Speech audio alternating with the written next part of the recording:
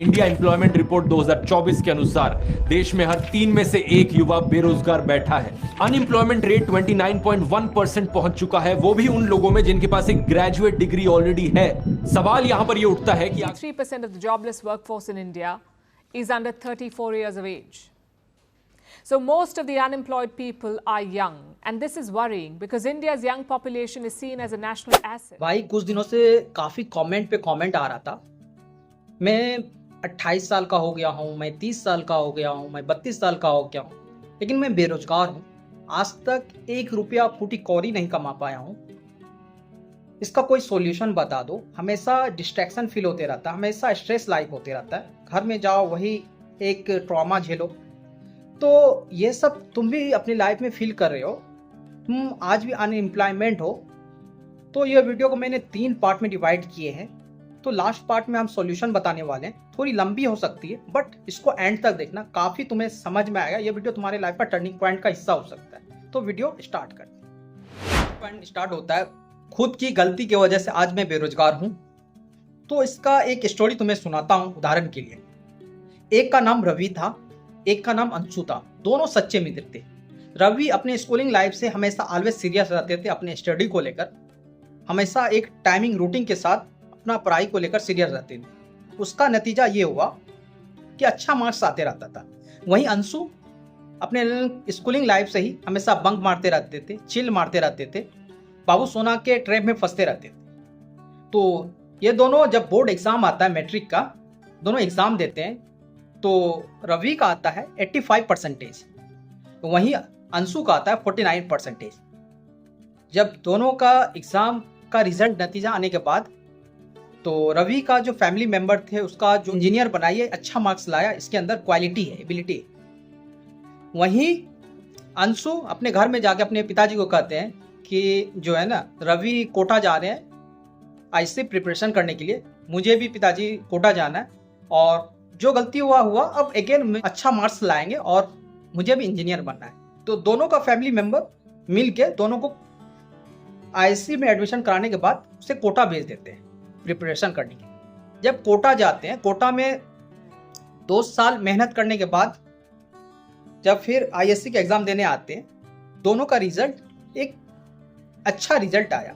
रवि का 85% और वहीं अंशु का 75%। तो कहीं ना कुल मिला के दोनों का रिजल्ट ठीक ठाक रहा।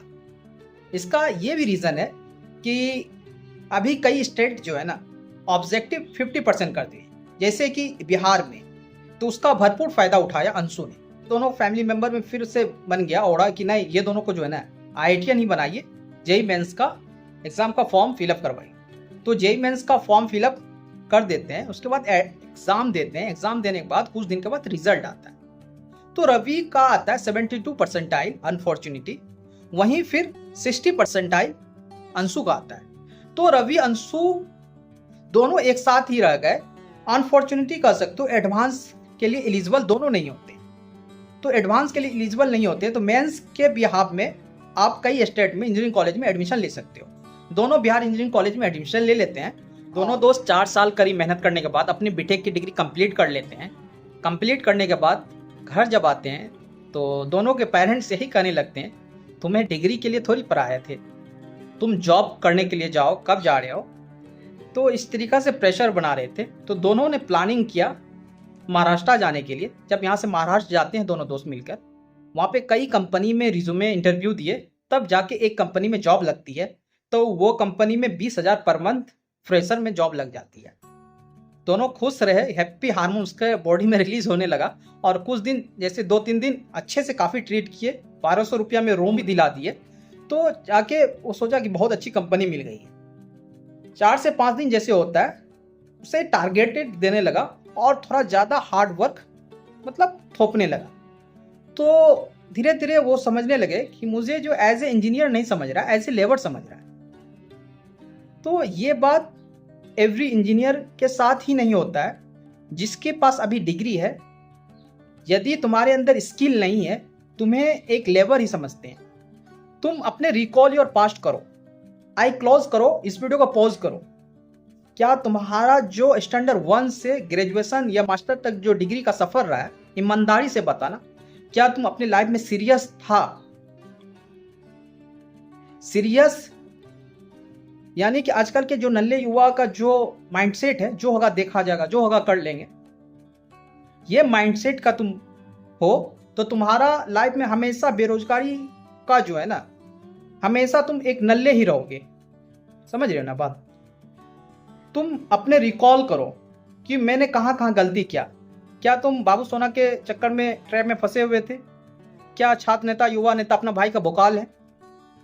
क्या गॉसिप में ही अपना दिन भर दिन मतलब बिता देते थे? तो रिकॉल करो। या सिर्फ एजुकेशन ही लेते थे, कोई साइड हसल बिल्ड नहीं कर पाए, कोई स्किल बिल्ड नहीं कर पाए, सीख नहीं पाए, तो कहीं ना कहीं ये तुम्हारे लाइफ को इनसिक्योर बनाए। यदि तुम्हारे अंदर स्किल होगा ना, आज के भी डेट में ना डिमांड है भाई, तुम्हारे अंदर स्किल होगा, एक अच्छा स्किल ए ग्रेड का, तो तुम्हें जो हीरा को जो है ना कितना मिट्टी में भी दबा दोगे ना तो वो निखर ही जाता है। दूसरा पॉइंट क्या है, सिस्टम का मतलब दोष कितना है, सरकार का कितना दोष है।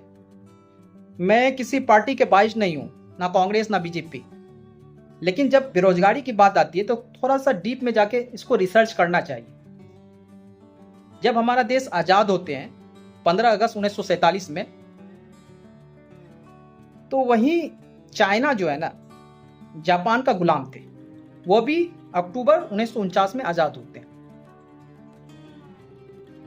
मेरे कहने का मतलब ये है, चाइना जो अभी के डेट में है मैन्युफैक्चरिंग सेंटर हब बोल सकते हैं पूरा वर्ल्ड का,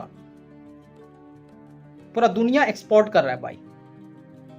एक छोटा सा दिवाली का बल्ब को लेकर बड़ी से बड़ी चीज बना रही है। टेस्ला वहां जो भी यूएसए में बनता है उसका तुरंत कॉपी बन जाती। आज यूएसए चैट जीपीटी का इन्वेंशन किया, चाइना डीपसीक का इन्वेंशन किया। कहीं ना कहीं मतलब उसे इग्नोर नहीं किया जा सकता है चाइना को। तो मेरे कहने का मतलब है, जब वही चाइना जो गुलाम थे 1949 में आजाद हुए, तो 80 और 90 के दशक में पॉवर्टी लाइन में थे, गरीबी रेखा में थे भाई। इतना कैसे ग्रो कर गया, उसका कोई रीजन होगा ना। प्रधानमंत्री जवाहरलाल नेहरू जब आईआईटी खड़गपुर का इन्वेंशन कर रहे थे 1991 में, तो उसे इस बात को सोचना चाहिए कि फाउंडेशन जब नहीं रहेगा। तुम्हें एक एग्जांपल देते हैं, तुम जो है ना 5 पौधा लगाओ, ठीक, उसमें से 4 पौधे को तुम केयरिंग मत करो, से ना पानी दो ना कुछ दो, एक पे पूरा तुम पानी भी दो, टाइम से हर चीज भी दो, तो उसका आउटपुट कैसा निकलेगा? जिसपे तुम मेहनत किए होगे, जिसपे तुम पानी दिया होगा, तो उसका आउटपुट यह है कि फल देगा। अपवाद 1-2 पौधा ग्रोथ कर जाए तो कर जाए, लेकिन मेरे हिसाब से चारों के चारों पौधा मर जाएंगे, ग्रोथ नहीं कर पाएंगे। क्यों नहीं कर पाएंगे? उसके जो फाउंडेशन, जो नींव था, बेस, उस वक्त उस पर मेहनत नहीं किया गया। ठीक है, तो आज के डेट में जो हमारा इंडिया का जो यूथ है, हमारा सबसे बड़ा एसेट है। किसी भी देश का जो है ना सबसे बड़ा एसेट ये होता है कि यूथ होता है। समझ रहे हो ना? तो हमारा जो एसेट है यूथ, एक नल्ले एक मतलब मोबाइल स्क्रॉलिंग कर रहे हैं, कहता है ना कि डिजिटल इंडिया। भाई हम डिजिटल इंडिया नहीं है, डिजिटल यूजर है। क्यों? ना हमारा गूगल है, ना हमारा यूट्यूब है, ना हमारा जीमेल है। कौन चीज है? एक सिर्फ भीम यूपीआई के सिवा। तो पंडित जवाहरलाल नेहरू जो उस वक्त आईआईटी खड़गपुर का इन्वेंशन कर रहे थे, ये ठीक बात है, कई कॉलेज खोल देते, कई मतलब, बट जिससे जो खांचा जो बनाना था, जो प्रोसेस बनाना था एजुकेशन सिस्टम का, तो कहीं ना कहीं एक बेस नीचे से। आज सरकारी स्कूल में कितना पढ़ाई होता है तुम भली बात जानते हो, तुम्हें किस डायरेक्शन पे लेके जा। चाइना आज के डेट पे इतना क्यों ग्रो कर रहा है? क्योंकि उसका स्कूलिंग लाइफ जो है ना, वहीं से उसका जो रोड मैप, उसका जो एक माइंडसेट क्लियर हो जाता है, लाइफ का पर्पस क्लियर हो जाता है, मुझे क्या करना है।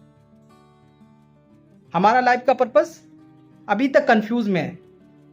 हम एक डिग्री के पीछे भाग रहे थे। डिग्री ठीक है भाई, तुम आज से 30 साल 35 साल जो है ना, पहले डिग्री का वैल्यू होता था, क्योंकि डिग्री जो है ना उस वक्त एक प्रधान एक मुखिया जी जो है ना, एक सिग्नेचर कर देते तो टीचर बन जाता था। ये बात तुम रियलाइज करना, तुम्हारे गांव में भी होगा बहुत सारे टीचर जो मुखिया सिर्फ सिग्नेचर कर दिया हो, सिर्फ आपके पास डिग्री है। मेरे कहने का मतलब है, चाइना जो एक सिस्टम से लेके आया कि तुम्हें बहुत सारा स्किल दिखाया, बहुत सारा करियर दिखाया। ये नहीं कि घिसी पिटी जो है ना, मैट्रिक इंटर करो, इंजीनियर डॉक्टर, बस सरकारी नौकरी के पीछे भागो। वो सरकारी नौकरी जैसे यूपीएससी में 8 लाख स्टूडेंट हर साल क्या बोलूं, मैं अपने दुख और पीड़ा को किसी के पास सामना नहीं कर सकता हूँ सर। बहुत संघर्ष से पढ़ा हूँ, ट्यूशन पढ़ा के मैं 2012 से ट्यूशन पढ़ा के अभी तक मैं पढ़ाई किया हूँ और मैं कुछ भी हासिल नहीं कर पाया, उल्टा हमारे पर। तो 0.1% पॉसिबिलिटीज है। तो बहुत सारा करियर है कि जा सकते हैं, वैभव सूर्यवंशी बन सकते हैं, वरुण चक्रवर्ती बन सकते हैं। समझ रहे हो ना क्या कहना चाह रहे हैं? तुम्हें मल्टीटास्किंग नहीं बनाता, तुम्हें कुछ दिखाता नहीं है। आज के डेट में चाइना इतना ग्रोथ, इसका रीजन यही है, उसे स्कूलिंग लाइफ से ही कोडिंग सिखाया जा रहा है, मशीन लर्निंग सिखाया। हम अपने लाइफ में कोडिंग कब सीखे? बीटेक में जाके। समझ रहे हो ना? वो 5 क्लास में कोडिंग सीख रहे हैं, वो प्रोजेक्ट पे काम कर रहे हैं 5 क्लास 4 क्लास पे, अपने फिटनेस पे ध्यान दे रहे हैं। वहां सोशल मीडिया का एक्सेस ज्यादा नहीं है, सोशल मीडिया का एक्सेस सिर्फ 30 मिनट है एवरी डे। और यहाँ का यूथ जो है कि हमेशा ऑलवेज टाइम, जितना चाहे रात भर कॉर्न हब देखते रहे, इंस्टा देखते रहे, कोई फर्क नहीं पड़ता है। और यहाँ का यूथ चाहे मतलब जितना देर गेमिंग खेलते रहे, गेम पे मतलब पूरा पबजी ये खेलते रहे, लेकिन वहाँ का यूथ एक सप्ताह में 3 ही घंटा सिर्फ खेल सकते हैं। तो ये कहीं ना कहीं एक खांचा, एक सिस्टम बनाया। तो यहाँ लगता है कि एजुकेशन सिस्टम ट्रैप। मुझे जो है ना, एक एजुकेशन जो है ना, कई स्किल, कई करियर का एक रास्ता दिखाना चाहिए। तुम ये भी कर सकते हो, ये भी कर सकते हो। तुम्हें एक एग्जांपल देते हैं। मेरा जो एचओडी सर थे, उसका माइंडसेट ये था, यदि कोई इंसान इंजीनियरिंग में एडमिशन ले लिया, कोई स्टूडेंट, तो वो इंजीनियर इसरो गेट में के लिए ही बना है। लेकिन उसके डार्क रियलिटी तुम जाओगे, उसका नतीजा क्या होता है? 1 साल के बाद 10 लड़का, मेरा ही ब्रांच, मेरा ही डिपार्टमेंट, इसी में ईयर बैग लग जाता है। तो वो 10 लड़का का जो माइंडसेट था, डिमोटिवेशन हो गया, हमसे नहीं हो पाएगा। तो कहीं ना कहीं उसका एक जिम्मेदार है ना वो एचओडी सर। क्यों? जो उसका सब्जेक्ट था डीएसपी, 40 मार्क्स का असाइनमेंट से, मान लो वाइवा से, अटेंडेंस से, मिड सेमेस्टर से 40 मार्क्स है, तो उसमें सिर्फ 12 से 13 नंबर देते थे। रीजन क्या है? 4.97 सीजीपीए है, 4.98। जैसे 5-10 नंबर सिर्फ बढ़ जाता तो ईयर बैग लगने का चांस ही नहीं है। उसका माइंडसेट एक फिक्स हो गया, अब हमसे नहीं हो पाएगा, 1 साल ड्रॉप हो गया, हम कैसे जूनियर के साथ बैठ के पढ़ाई करें। तो ये जो सिस्टम में बैठे हुए अधिकारी भी है ना, उसका भी एक फिक्स माइंडसेट है, एक सेफ जोन में। और कहीं ना कहीं हमारा सोशल का भी है, सेफ जोन में। इंजीनियर ही, डॉक्टर, मतलब जो मेन फील्ड है ना, उसी को कवर करना है भाई। सेफ जोन में मुझे पैसा है, रिस्क लो भाई, रिस्क लो। खुद की गलती की वजह से आज बेरोजगार हूं, या सिस्टम की गलती की वजह से बेरोजगार हूं। लेकिन इसको सिर्फ थिंक नहीं करना, इस पर सोचना नहीं है, इस पर रिग्रेट फील नहीं करना है। मुझे एक्शन लेना, जब जागो तब सवेरा। अभी दुनिया किस और चल रहा है, उस और मुझे चलना है। जिस और जमाना चले उस और चलो भाई।